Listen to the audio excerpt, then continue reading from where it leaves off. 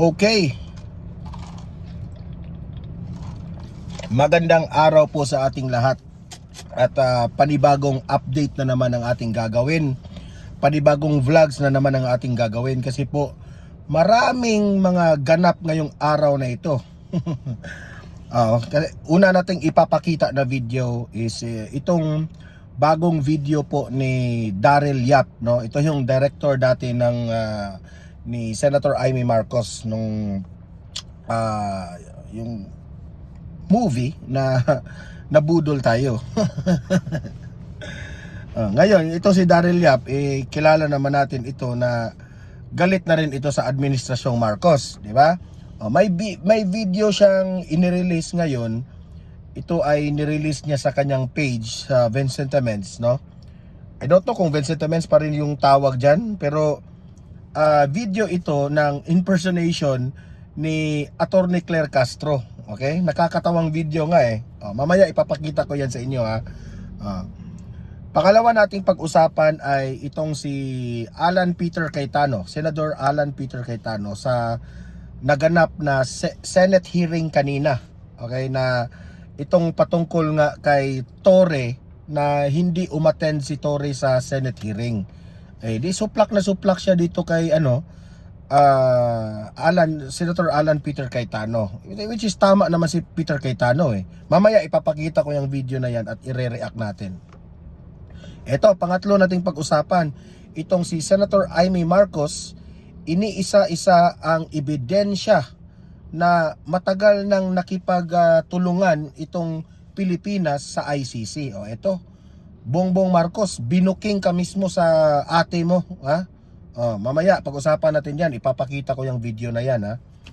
Ito, si PBBM at itong si Attorney Claire Castro, itong attack dog. Bastos na mga sagot nila laban dito kay VP Sara. Kung matatandaan natin na itong si VP Sara ay nagpapasalamat kay Bongbong Marcos, no? At ipapakita ko mismo sa inyo yung press briefing ni Attorney Claire na sinagot niya ito at the same time sumagot na rin si Bongbong Marcos. Mamaya ipapakita ko yan ha, bakit ako, in my opinion, nababastusan po ako sa kanilang mga sagot. Okay? Ito, matinding balita, no? Itong mga taga-ICC nagsalita na sila na the surrender of Mr. Duterte was the decision of the Philippine authorities. Ayan, booking na naman sila dito, no? Halatang halata na yung ICC hindi naman sila ganun ka-aggressive na arestuhin si Duterte. Ayan, Pilipinas pala yung decision pala nila yun.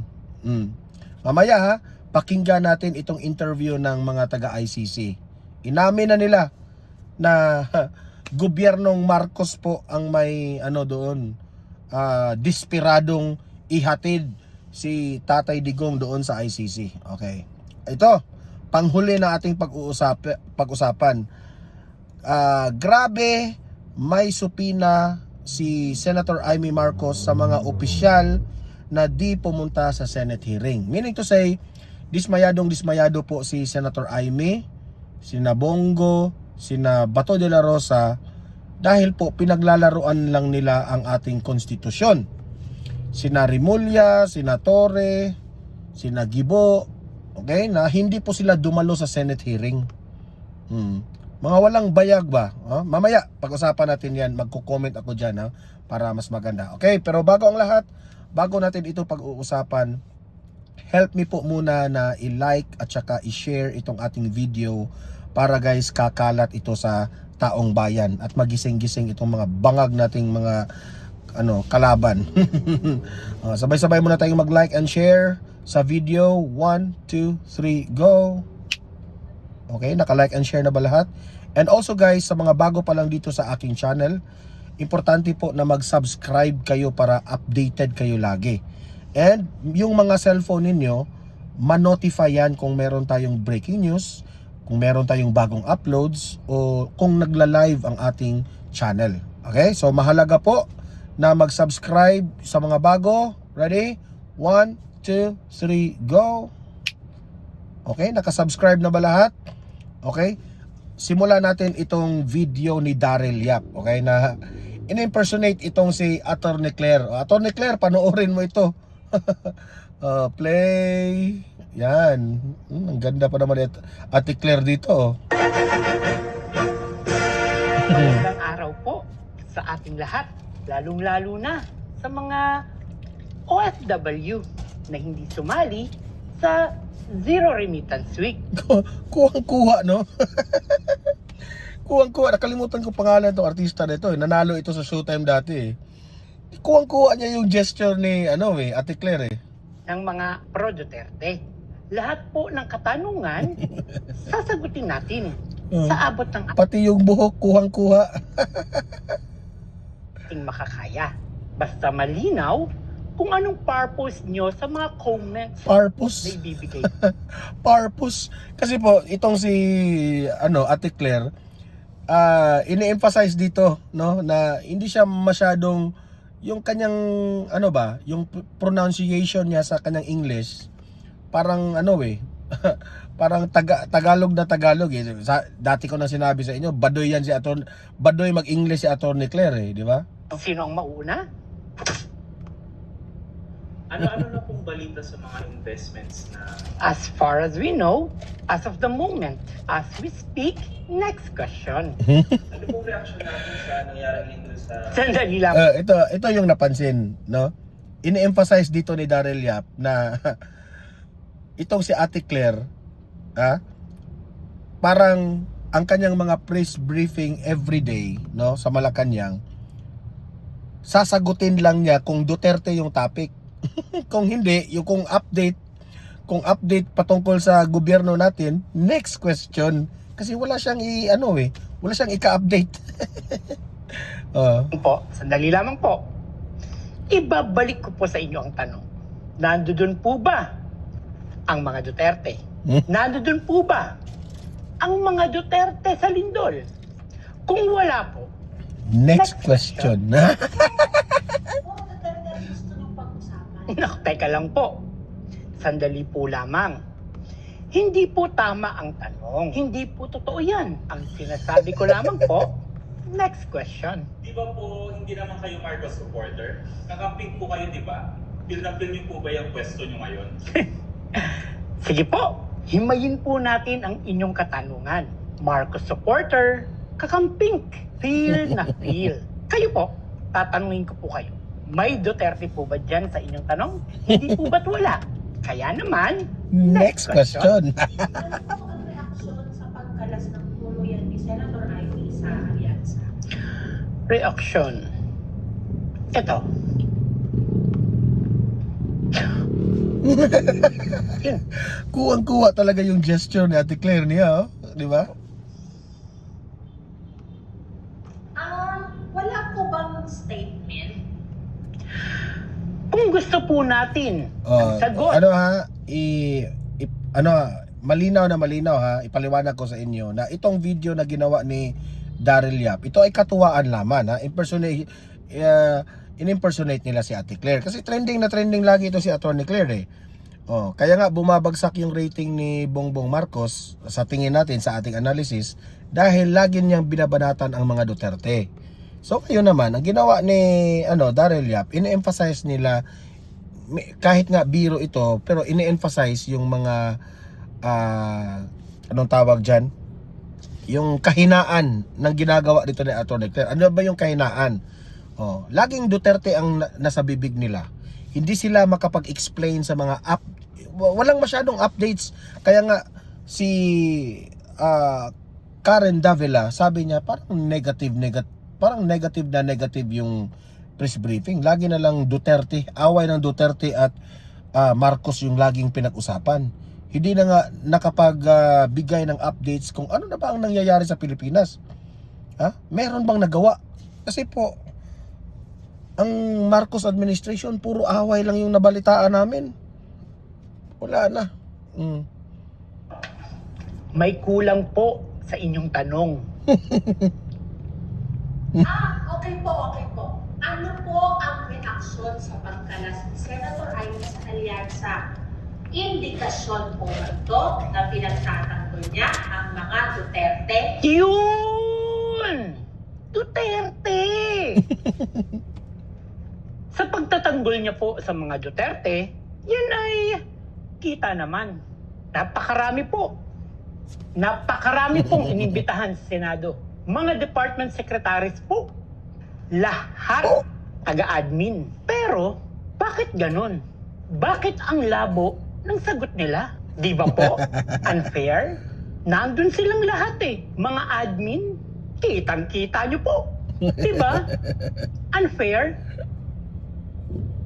Hindi po ba kayo natatakot sa napakaraming rally ng mga pro-Duterte sa birthday ni PRRD? Natatakot? Bakit naman po ako matatakot? Ako po. Never po akong natakot. May narinig po ba kayong direkta na tayo po ay tinatakot? Sino po ang nananakot? May tinatakot po ba talaga? Pero never po tayong matatakot. Alam mo, sa totoo lang may meaning ito eh. Ang meaning po dito is lahat ng mga pinagsasabi ni Atty. Claire, plastic.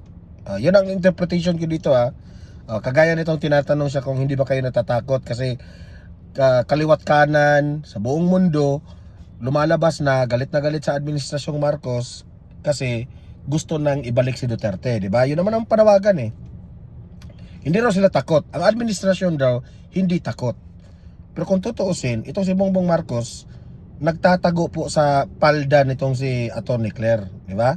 Si Atty. Claire ang sumasagot po sa mga issues, di ba? Hindi raw sila takot, pero ang katotohanan po, sila po ay nagpanik na. Yun ang analysis natin na ang Malacanang po ngayon ay nagpapanik. Kasi alam nila mismo, denial man sila ng mag-deny, pero it's very obvious na tingnan nyo yung rating ni Bongbong Marcos ngayon, sobrang bagsak. Alam nyo, taga Malacanang, alam po ninyo na hindi na kayo mananalo. Unless kung dadayain yung eleksyon, di ba? I hope not. I hope naman sana hindi. Balitaan niyo po ako. Balitaan niyo po ako. Simbrihan niyo naman ako. May pananakot. Juliana Pariskova pala, Segovia. Siya yung nanalo sa Showtime dati. Ayan ha. So, magaling itong si Daryl Yap eh. Ito, pag-usapan natin itong logic ni Cayetano patungkol dito kay Torre. Okay, pakinggan natin ha. At i-explain natin ito. Ito, play. Cayetano, pasok. Tuwing magpapa-aresto lately, parang ang pinaka-effective si General Torre, di ba? So nung Kasi po, di ba, si Pastor Apollo Kibuloy, inaresto nila, headed by Torre, na-aresto si Kibuloy. Si Duterte naman, pinapunta doon sa ICC, talaga si Torre, di ba? Magaling si Torre mang-aresto. Yan ang ibig sabihin dito sa unang paksa ni Cayetano. aresto si Pastor Kibuloy, grabe yung mga nangyari at ginawa, di ba? Nung pinaaresto po si President Duterte, yun naman pinag-uusapan natin, nakita naman natin. Tumutulog Nung pa nag-hearing po ako tungkol sa tulay sa Isabela na gumiba, hindi po nag-a-attend si Secretary Bonoan. Sinabi ko lang, kailangan ko pa bang i-designate si General Torre para kunin si Secretary? The next time nag-attend na siya. So ito tanong ko, ma'am. Ibig sabihin, nakakatakot si Torre? Lay. Pag nag-issue tayo ng subpoena at hindi siya mag-attend at kinontempt natin, pwede bang ang utusang kong hulihin si General Torre ay si General Torre? Kasi effective. Anong ibig sabihin nito, no? Actually, merong magandang meaning yung sinabi ni Cayetano. In general, ibig sabihin doon, itong administrasyong Marcos unfair. Okay? Bakit unfair? Kasi po, tingnan nyo ha, yung mga pinapatawag, like yung si Grijaldo, di ba? Si VP Sara, si former President Duterte, di ba? Pipilitin nila yan na papuntahin doon sa mga hearing sa Congress, sa Senado. Kung hindi pupunta, contempt kaagad, di ba? Ganon talaga yung kalakaran ng administrasyong Marcos. Ngayon, itong si Torre, kaisa lang yung the last hearing pumunta. Ngayon, inindyan na itong Senado. Hindi sila pumunta. Sila Remulla, Torre, ganyan. So, ibig sabihin ni Cayetano, unfair. Di ba? Na-mention nga, yung mga vloggers nga, kung hindi pupunta, iko-contempt. Di ba? Kung hindi ka mag-sorry, contempt. Ganon po ka-unfair ang ating gobyerno. Yan ang ini-emphasize ni Senador Cayetano dito. 'Di ba?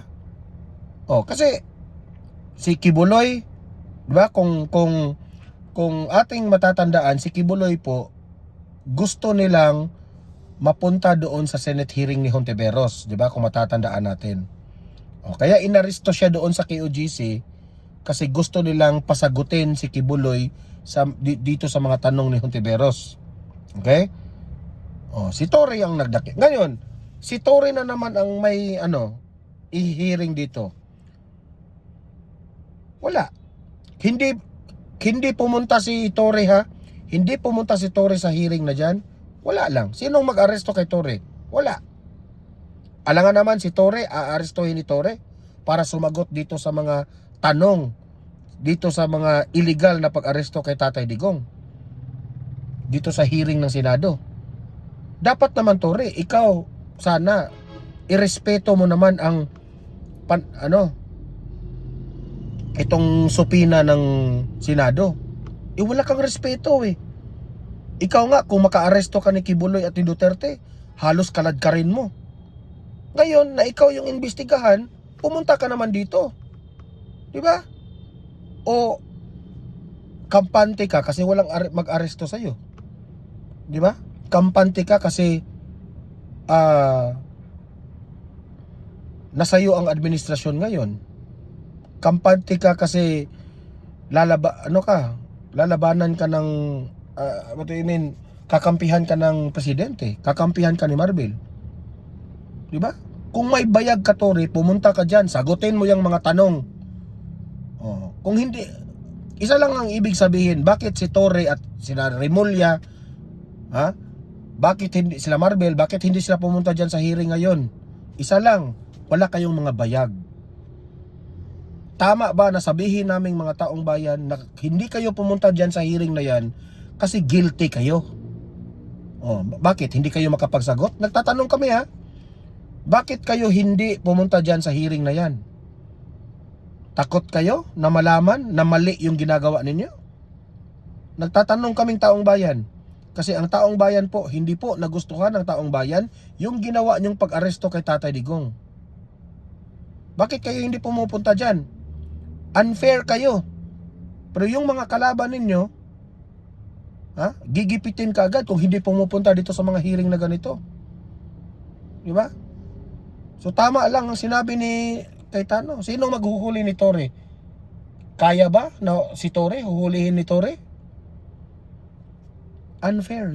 Very unfair talaga itong Marcos administration. Sa panahon po ni Tatay Digong, hindi po magkakagangan yan. Level tayong lahat.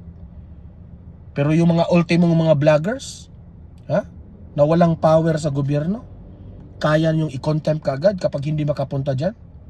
Ganyan ang administrasyong Marcos. Kaya kayong mga bangag na mga supporters, mag-isip-isip kayo para magising kayo. Diba? Eto, si Senator Amy Marcos, iniisa-isa ang mga ebidensya na matagal na palang nakipagtulungan itong bansang Pilipinas dito sa ICC. And remember, paglabag ito sa ating konstitusyon. Kaya good luck sa iyo, Bongbong Marcos. Yan ang masasabi ko sa iyo. Ito, papakita natin ito, play. Sabi niya, labas-masok ang dayuhan sa Pilipinas. Libo-libo sila, daan-libo pa ang pumapasok na waring di natin nalalaman. Ngunit, kilala ng ating Bureau of Immigration ang ilang ICC mga tauhan na klaro na pumasok dito. Maliwanag na last year pa, May of 2024, nag-umpisa na ito. Oh, imagine that one, ha? Ang kakapal ng mukha ng gobyernong Marcos. Lagi nilang sinasabi sa taong bayan na walang jurisdiction ang ICC dito sa Pilipinas. Pero labas-pasok pala itong mga taga-ICC dito sa Pilipinas. Hindi nila yan maitatanggi kasi merong ebidensyang dokumento si Senator Amy Marcos. So meaning to say, in my own analysis, ito si Marcos, ginamit niya ang ICC para sa pamumulitika. Di ba? Ito, duda ko rito, ginawa ni Marcos ito para ang ICC ang sisisihin. Na bakit nangingialam pa itong ICC? Oh, ganun ang gustong mangyari ni Bongbong Marcos, pero hindi. Galit ang taong bayan kasi alam ng taong bayan na si Marcos ang may gusto rin. 'Di ba? May gusto rin eh. Alam niyo wala nang jurisdiction sa ICC. Inano nyo pa? Ini-entertain nyo pa? Ibangag rin kayo, 'di ba? At sabi rito, aware naman tayo na yung policy ay hindi papasukin ng ICC. Correct, 'di ba? Remulla, lagi mong sinasabi na magpadala kaagad kayo ng mga tauhan kapag papasok sila dito sa ICC, yung mga ICC kung papasok sa Pilipinas. Nasaan na yung mga pinagsasabi nyo ngayon? Ha? Pahiya kayo dito. Booking kayo rito. Yung mga sinasabi nyo, iba sa mga ginagawa ninyo. Kakahiya kayo. Pero posible naman mag-iba. So, yun ang nakakaabala dito. Mayo pa lang, pinaplano na yata ito. Di ba? Natuklasan po ni Senator Amy Marcos na May pa pala ito. May of 2024. Ay, tama ba? Oo. Tama. May of 2024. May of 2024, may communication na ang Pilipinas at ang ICC. Ganyan sila kakapal ng mukha. Gamitin ang ICC para lang sa pamumulitika dahil gusto nilang maaresto si Duterte dahil takot sila. Huwag na tayong magbulan. Analysis ko yan, pero very obvious. Gusto nilang mawala si Duterte dito sa Pilipinas kasi alam nila sobrang malakas si Duterte sa Pilipinas. At kahit sinasabi ng ating kagalang-galang Secretary of Justice, sana narito siya, sabi niya, labas-masok ang dayuhan sa Pilipinas. Libo-libo sila, daan-libo pa ang pumapasok na waring di natin nalalaman. Ngunit, kilala ng ating Bureau of Immigration ang ilang ICC, mga tauhan. Imagine that one, itong Bureau of Immigration, alam pala nila kung sino itong mga personalities na ito na mga taga-ICC. Alam nila, Alam nila. At merong ebidensya si Senator Amy dyan. So wala kayong lusot dito. Na klaro na pumasok dito.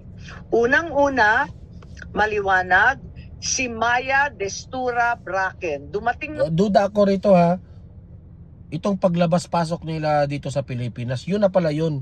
Sinisimula na nilang trabahuin si Duterte. Para bang nang spy rin sila ba? Siguro nangalap ng impormasyon patungkol po sa AGK.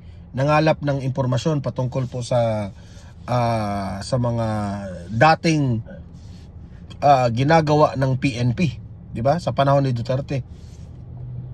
October 4, 2024. Bakit ko ba nasabi ito, What I mean is, ito? Illegal itong ginagawa nila, yung pasimple lang, paglabas-pasok kayo. Ang tanong dyan, bakit hinahayaan ito ng gobyernong Marcos? Labag yan sa konstitusyon natin kasi wala nang jurisdiction ang ICC dito sa Pilipinas.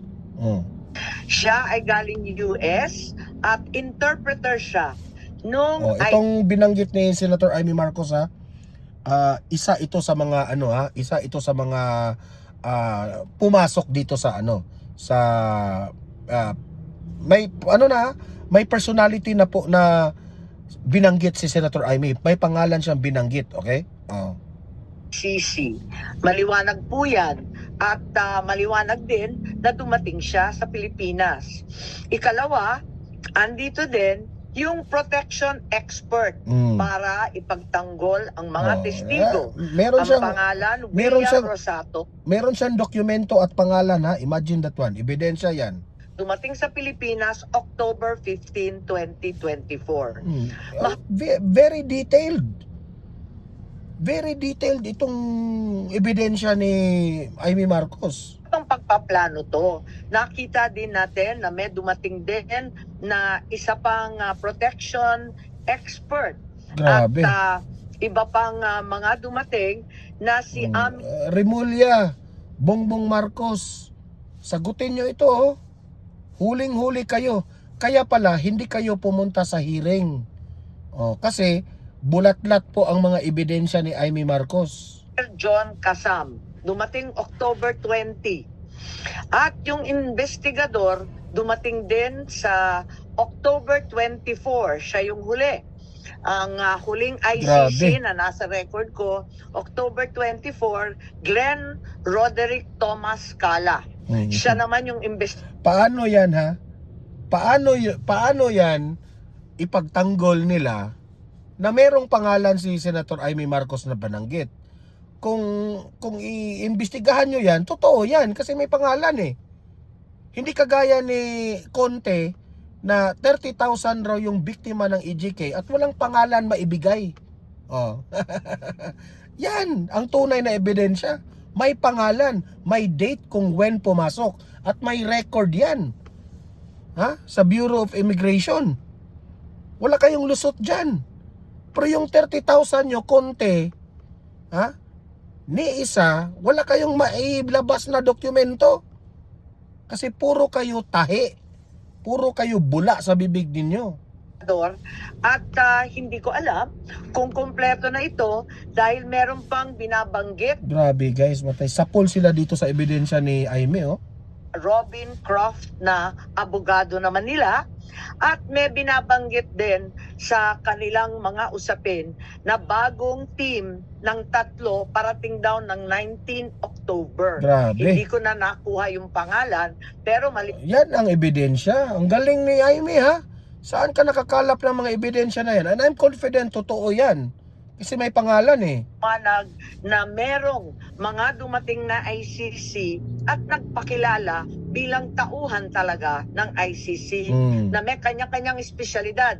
May protection expert, may investigador, may interpreter, may Grabe. abogado. Klaro po yun at itinira, hindi natin sa sigurado ang binabanggit at sinulat nila sa kanilang immigration papers, Midas Hotel, Raffles Hotel, Diamond Hotel. Diba? Humingi rin sila ng Kahit hotel nga ha, may dokumento si Amy kung saan sila tumitira. Wala, sapol sila dito, sa totoo.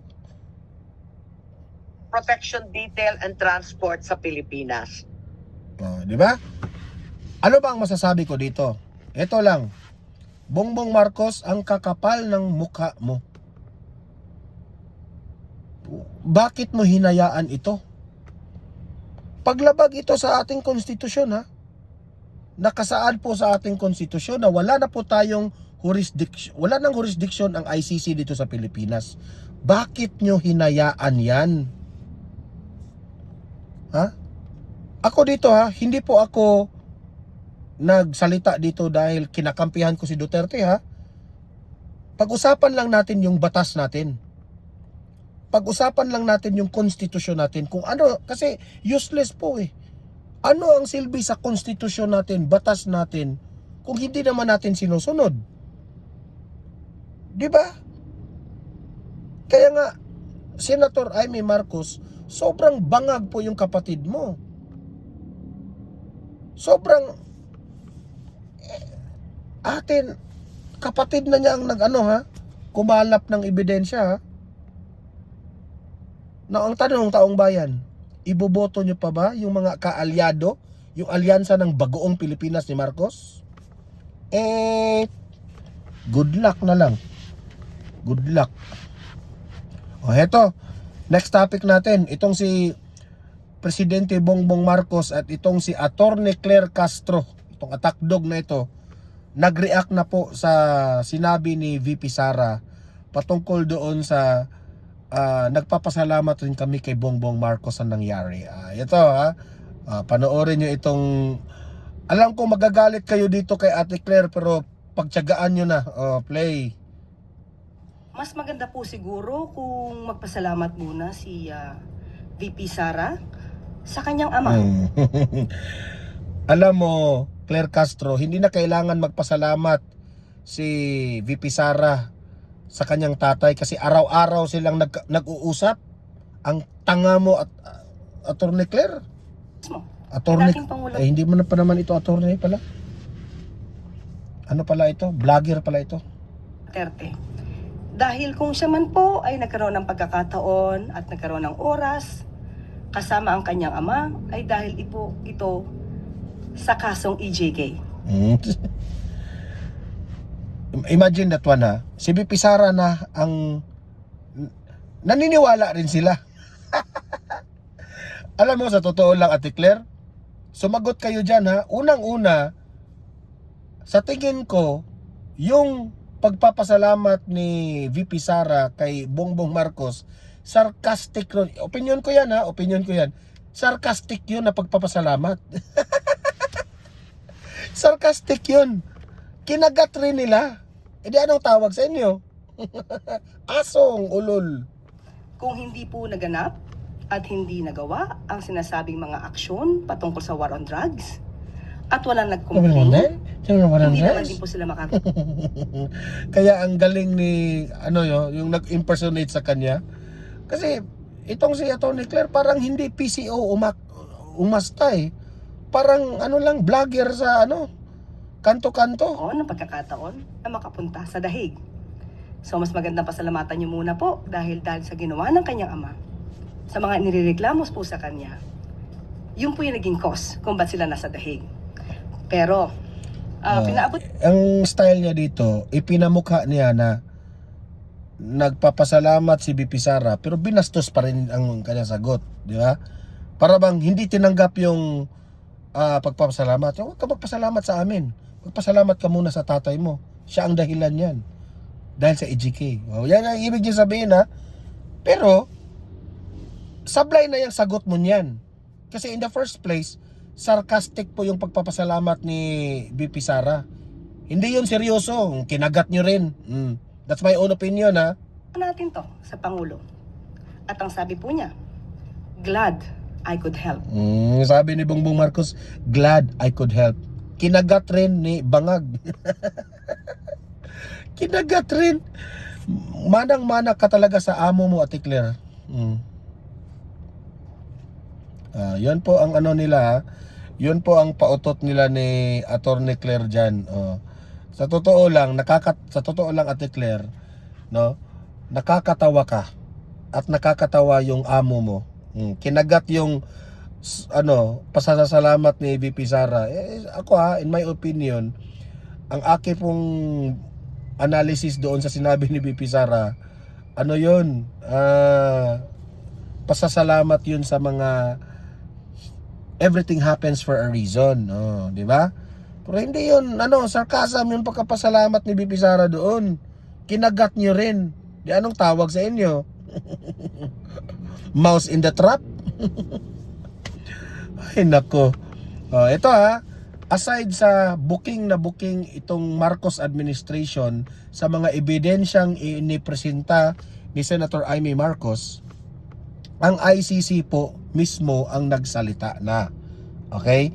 Na yung pag-surrender ni former President Duterte was the decision of the Philippines Authority. Hindi ICC meaning to say, desperado po ang bansang ito. Desperado po ang administrasyon. Hindi pala bansa. Desperado itong administrasyong Marcos na ipahuli nila sa ICC. Ang kakapal ng mukha mo, Bongbong Marcos. O ito, panoorin natin. In your previous interviews, you have said that there are actually two facets to the issue of jurisdiction of the ICC. One is covering the alleged crimes against humanity, the period of the alleged crimes. And second, the surrender of the Philippine government to the ICC. The surrender. Ang nakakatawa dito is laging sinasabi ng administrasyong Marcos, ang ICC walang jurisdiction, ng ICC ay walang karapatan, bla bla bla. Pero dito, ang gobyernong Marcos pa ang nag-submit doon. 'Di ba? So sobrang sinungaling po itong administrasyong Marcos, sa totoo lang. Jurisdiction of the former president. May you elaborate on this, Doctor, and also more on the second part, because the first instance there is jurisprudence from the ICC and even from the Philippine Supreme Court. Well, I'm not sure that I fully understand the question, but from the point of the question of jurisdiction, despite the fact that the Philippines withdrew from the ICC Rome Statute, the withdrawal is only affecting what happens after the withdrawal becomes effective, which was a year after the deposit of the withdrawal instrument within the Secretary General of the UN. So for the ICC, the jurisprudence has been always clear that the ICC had jurisdiction over the crimes that were allegedly committed during the period when the state was a state party. So for the Philippines, during the period from 2011 to 2019. And during this period, crimes allegedly committed that may be considered as war crimes, crimes against humanity, or genocide would have been under the ICC jurisdiction. And the withdrawal of the Philippines does not affect. Alam nyo, itong mga media, no? Ang boring sa mga question nila, paulit-ulit na lang.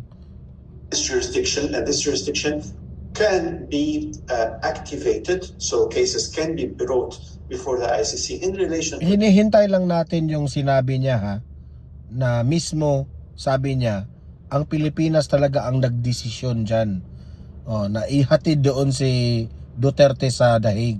Crimes, even after the withdrawal of the Philippines. So this is a main element that the investigation and the cases can start after the withdrawal, but they are only... Ako, sa totoo lang, ang ipinagdasal ko dito na maging patas po ang ICC. Na matuklasan po ng ICC na illegal po yung paghatid ni Duterte sa administrasyong Marcos dito sa The Hague ICC, no? Yun lang ang panawagan ko, na ma-realize ng mga taga-ICC na si Duterte pala ay hindi dapat litisin dito sa ICC. Ay dapat litisin ito sa bansang Pilipinas. Yun lang ang pray ko dito. At malaking chance yan. Sabi pa nga yan ni Kaufman, to crimes that allegedly happened during the period when the Philippines were a state party. Now, the issue of the arrest and surrender of Mr. Duterte, it is something for which the court has always showed appreciation to the Philippines' commitment to the international accountability mechanisms. And it is important because we believe that justice should prevail, that truth has to be revealed, and there is a process for that, which is, in our instance, the international level process before the International Criminal Court. Dr. Abdallah, the chief legal counsel of the former president has indicated that he will bring this matter even before the confirmation of charges hearing. Alam nyo, ang media, no? Sometimes wala rin silang respeto sa proseso sa ICC. Kasi hindi mo pwedeng tanungin ang mga questions patungkol po sa mga legalities, kasi hindi po yan pwede i-spoil, di ba? Kumbaga, alangan naman i-reveal nila yung mga some of the process na alam naman natin na laban yan ng attorney to attorney. ang hirap sa inyo mga media, yung art of questioning ninyo, hindi naman siguro art yan eh, question lang kayo na question, yung line of questioning ninyo, no? Parang ina-assume nyo na magbigay sila ng answer na may desisyon na ang ICC. Hindi po ganun. Hindi nila yan i-reveal. Because pinag-aralan pa yan eh. Nag-iingat itong mga prosecutors, itong mga lawyers, nag-iingat yan sila sa kanilang sasabihin sa media eh. Ingat na ingat yan sila kasi pwede yung pag-aralan ng kanilang mga kalaban. Pwede rin yan na mapag-aralan ng mga prosecutors na ito na pala, ganon, ganyan. Di ba? Ay nako. And so that is why we wanted you to elaborate on how this turnover or surrender by the Philippines, which was no longer a state party to the ICC at the Ito namang dalawang babae ditong sa gilid. Kala naman kung gaano ka galing sa batas. time. Well, I think the main element, as we have already Hindi naman ako indicated, is that nang the ICC had hindi naman ako nang ha. Pero sometimes kasi ako vlogger ako ha, pero hindi ako magmamagaling sa isang mga technicalities sa mga abogado at sa mga hindi ako magmamagaling diyan na magtatanong. Ang corny ba na hindi ko lang alam kung may lawyer ba itong mga news anchor na ito, pero wala kayong karapatan para magtanong ng mga technicalities diyan kasi in the first place wala kayong alam. Kung magtanong kayo, yung general lang, yung hindi involved sa mga technicalities. jurisdiction over the alleged crimes because they happened allegedly during the period when Philippines was a state party. Now, the surrender of Mr. Duterte to the ICC. Ito na yung nagsalita siya sa nire-reveal niya, okay to. Tinatanong kung sino ang nag-reveal kasi dito ipinakita niya sa buong mundo, especially sa Pilipinas, na ipinamukha niya na ang ICC po, hindi po atat ang ICC na hulihin si Duterte. Ang atat na atat po, yung bansang Pilipinas, itong administrasyong Marcos, nakaaway ng Duterte, pinopolitika. Alam ko kayong mga taga-ICC dyan ha, in my opinion ha, alam kong pinagsabihan tayo ni Tatay Digong at yung mga legal counsel ni Duterte na iwasan natin yung pag-usapan ang case na ito sa ICC. Pero magsasabi lang ako, sa opinion ko ha, alam ng mga taga-ICC na itong kaso ni Duterte po ay pinopolitika ng mga kalaban eh. Something that was, of course, the decision of the Philippines authorities. And if there is any question about whether it was lawful or not, it would have to be submitted to the judges. I cannot speculate what the judges might say. And then we would see what would be the outcome. But of course, even states that are not parties to the ICC Rome Statute, they can cooperate with the ICC on a voluntary basis. So the question is, I think, might be raised by the defense about the lawfulness of the arrest itself, but that has to be decided by the judges. I cannot speculate on it. Pero alam niyo sa totoo lang no, naalala ko tuloy yung naalala ko tuloy yung sinabi ni Attorney Harry Roque dito no. Kasi po they have yet to decide kung itutuloy ba itong kaso na ito diyan sa ICC.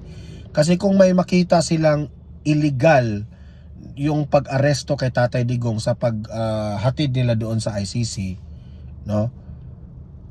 At pinatuloy pa rin ang paglilitis kahit alam na illegal yan ha, malalagot rin ang mga taga-ICC. Yun ang sabi ni ni Attorney Harry Roque.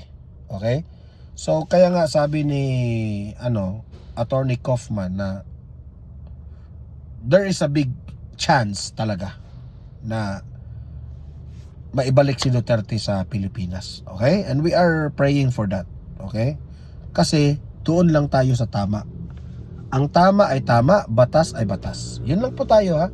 I hope ICC maging professional kayo, kasi kung malalaman to ng Amerika at sa China at yung mga bansa, wala nang gustong makipagmiyembro dan sa ICC. At ito pa namang si former President Duterte, usap-usapan ito ngayon sa buong mundo. Naiintriga na nga yung mga world leaders eh. Gusto nilang malaman talaga ang tunay na istorya dito patungkol kay former President Duterte. Ito, ang video na last na ipapakita ko sa inyo ay itong si Senator Amy Marcos, na may supina na si Senator Amy Marcos sa mga opisyal na di pumupunta sa Senate hearing. Good luck sa inyo ha, Tore. Dumalo sa ating pagdinig, hindi nila dininig ang pulso ng bayan.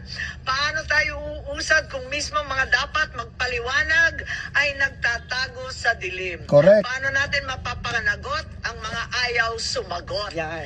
Pero hindi tayo titigil. Sama-sama natin ihahatid ang mga sabina na inanda ko na. Kailangan kasi pirmahan ng lahat ito ng ating Senate President Chis Escudero. Kailangan pirmahan ng lahat ito pagkat absent silang lahat ngayon. Upang kanyang pirmahan, patunayan na ang Senado ay malaya at matapang na naninindigan para sa mamayan. Sambayan ng Pilipino ang masusunod. Tayong mga lingkod bayan mula barangay hanggang Malacanang ay pawang tagapagsilbi lamang. Tagapakinig na sa daing, tagasagot sa mga tanong. Kung kaya ng isang matanda na may sakit na harapin ang walang respetong pag-aaresto, bakit ang mga duwag na ito ay wala sa ating harapan? Nako. Barbel, Tore, sino pa? Si Rimulya, mga duwag raw kayo, sabi ni Amy Marcos. Hindi kayo pumupunta dyan eh. Duwag kayo. Let's be fair. Let's be fair. Pumunta kayo dyan. Yung mga vlogger nga, ginigipit ng Kongreso eh. Ay nako. In fairness no, to Senator Amy, she goes beyond. In fairness. And kahit nagdadalawang isip tayo na no, kay Senator Amy, pero i-appreciate natin yung kanyang effort. Kasi sa ating lahat dito, si Senator Amy ay nakitaan din natin na humakbang talaga siya at gusto niyang bigyan ng hustisya ang nangyari kay Tatay Digong. Sana lang talaga makuha natin ang hustisya sa nangyari kay Tatay Digong. And okay yan, no? Ipasabpi na ang mga malalaking opisyales. Very good! Kasi ang nangyayari ngayon, di ba? Tama itong si Real Talker, no? Kasi po, maraming nagagalit kay Senator Amy na mga DDS, di ba? Na baka balimbing itong si Senator Amy. Pero sa mga ginagawa ngayon ni Senator Amy naman, nakaka-appreciate naman. Kaya, ang masasabi ko lang sa iyo, Senator Amy, ipatuloy mo lang yan. I-prove mo sa mga DDS na worthy ka na ibalik ang aming trust. Pero sa ngayon, hindi pa enough. Kasi po, kung ito lang yun ha, ito ay ayon kay Attorney Panelo. Kung totoo ka sa mga ginagawa mo dyan, Senator Amy Marcos, ha? Kung sa tingin mo, mali ang ginawa ng kapatid mo na si Bongbong, mag-file ka ng impeachment complaint. Yun lang po ha. Libre kayong mag-comment, mag-react sa mga pinag-usapan natin. At pag-usapan natin yan sa comment section. Okay? Guys, please i-like at saka i-share itong video na ito para kakalat ito sa taong bayan. Sa mga bago pa lang dito sa Don Mar TV, mag-subscribe na po kayo para updated kayo lagi. Okay? Meron tayong pangalawang channel, Don Mar TV, Balitang Totoo. I-subscribe nyo rin yan kasi meron tayong mga videos doon na mga ina-upload na hindi po natin ina-upload dito sa ating main channel. Okay?